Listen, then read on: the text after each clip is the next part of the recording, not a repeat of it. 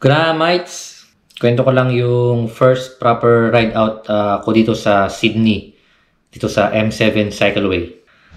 So ito yung first proper na medyo malayong ride na ginawa namin. So 74 km bike ride siya dito sa may M7 Cycleway.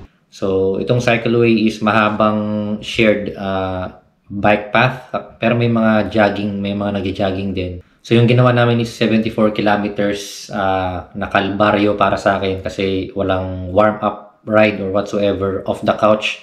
Sabak agad dun sa M7 Cycleway, which is napakaraming rolling hills. Siguro average mga 4-5-6% gradient na steepness. So ito nga yung paghihirap ko dun sa M7 Cycleway, off the couch.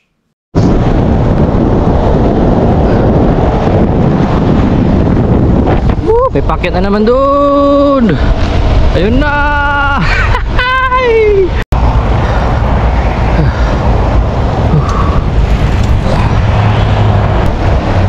Ay, pahon pa talaga. Wala nang lakas.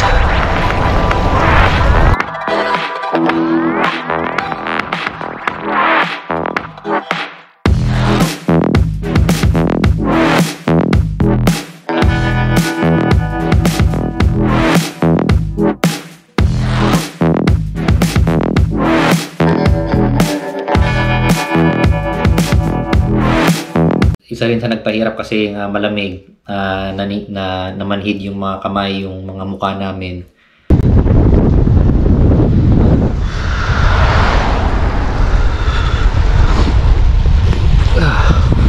Nagluluha yung mata ko sa ginaw. Hindi ko maramdaman yung ano ko, labi. Kaya pumasok kami sa may bike path.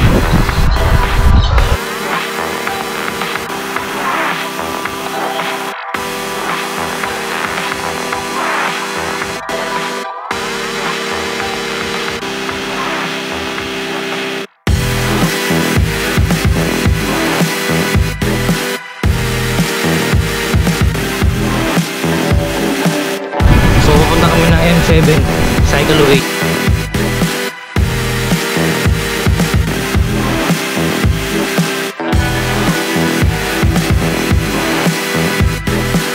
Dito kami sa may Quakers Hill.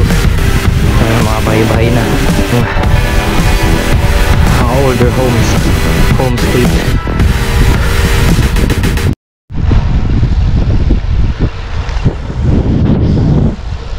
Hanan.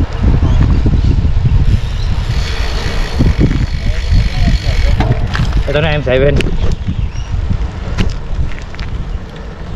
Uy, ang agad ah.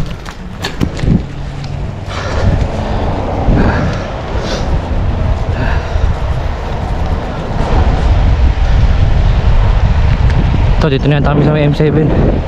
Yung highway sa kaliwa.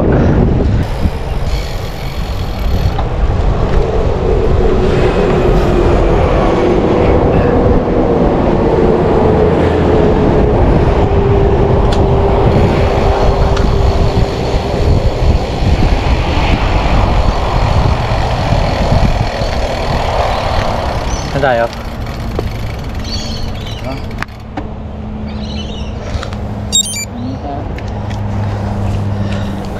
Sa mata. Ato.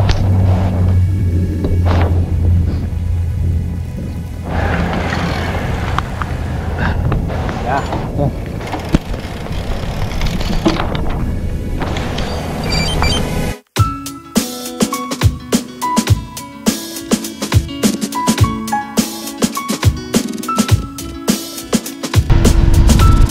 Ito pa, napakagandang bike lane, no?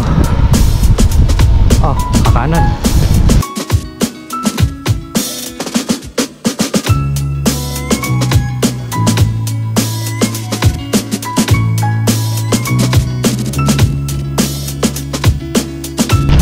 Nakatabi naman yung highway mismo.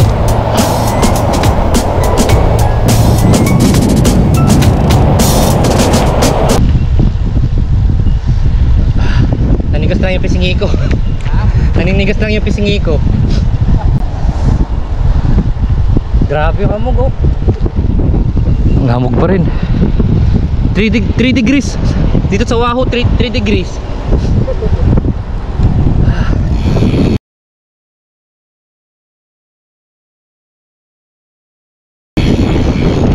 Grabe, 3 degrees. Nagbabike. Palaw eh.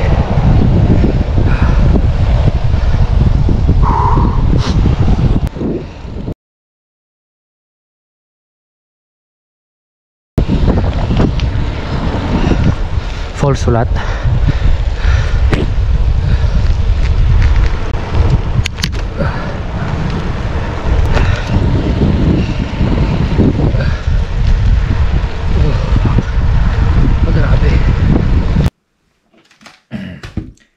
Yung sa Singapore kasi, sa Singapore meron ako nung pinagbabaykan malapit dun sa may bahay namin na parang loop, Buangkok loop.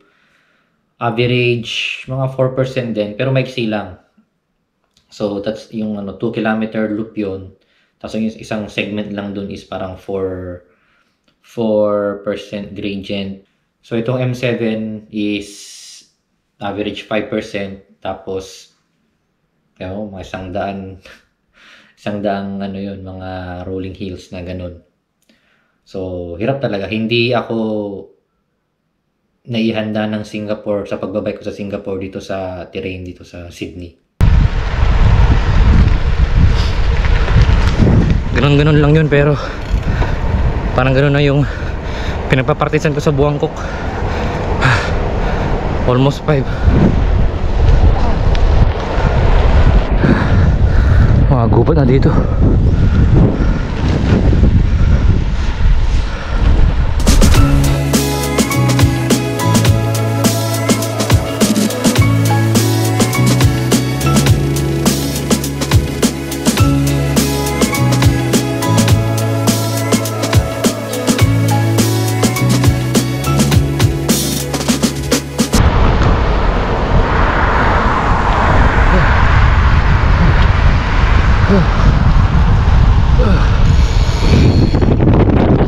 Naku po, paangat.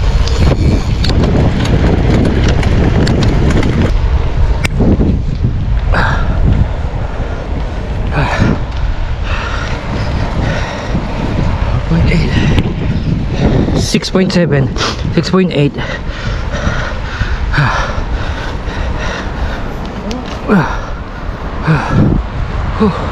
Rolling hills.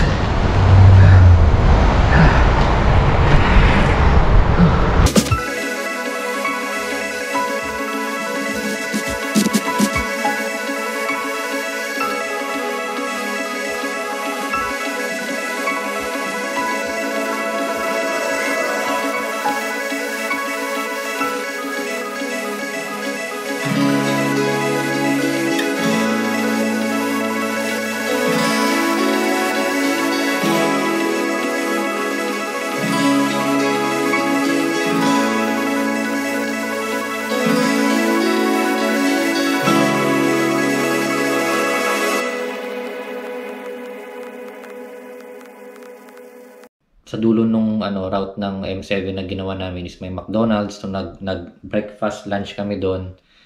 Pahinga, tapos same route din pabalik. So same rolling hills pabalik. Which is doon na talaga ako na doon na ako nahirapan. So inantay-antay na lang ako ni Marlon. Nauna na siya, tapos inantay-antay na lang ako makahabol. Almost hindi ko kayanin na na makabalik doon sa starting point. Tapos binike pa namin pa uwi. Grabe yung rolling hills dito sa M7 Cycleway. Tapos wala pang practice. Pero ang ganda. Sa wakas may malapit na ganitong bike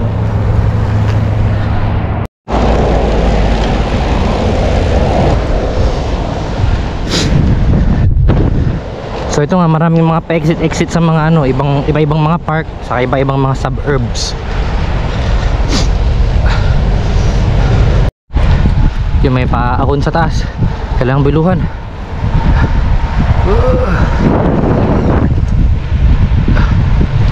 Pagod na yung hita ako.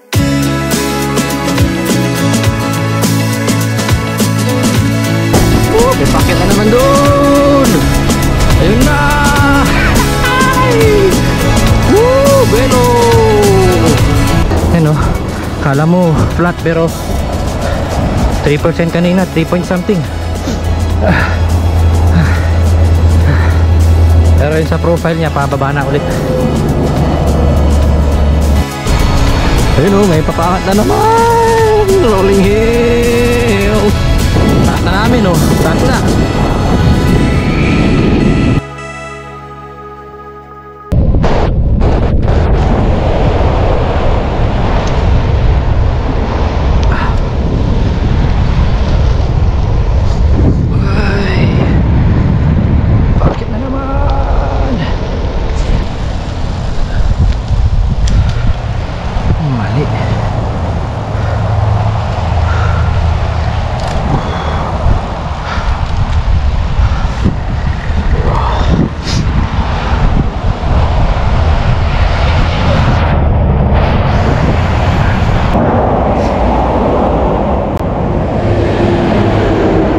Napasubo ako dito sa ano. Napasubo tayo dito sa M7. Nauna na si ano, Marlon. Meron pang mataas na paakyat oh. Meron pang paahon na mataas. Kaya muna ng konti. Mas biluhan. Pasubo.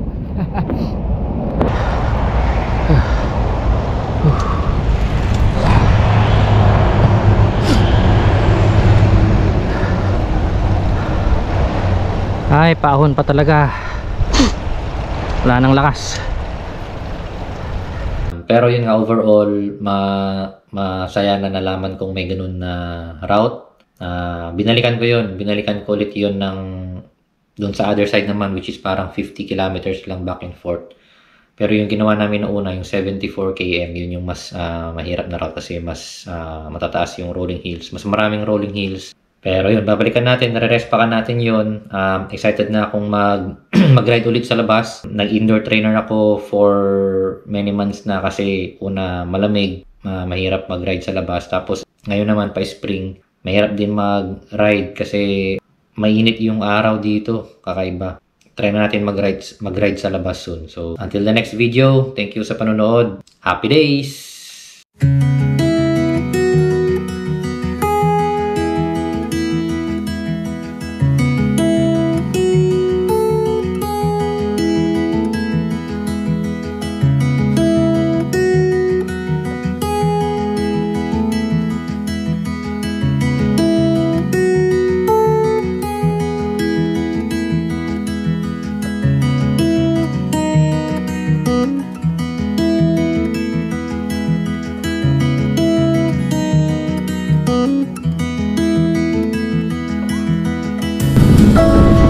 Yung bawi na kami. Nakasurvive dito sa ano, M7 ride. Mga tupaw.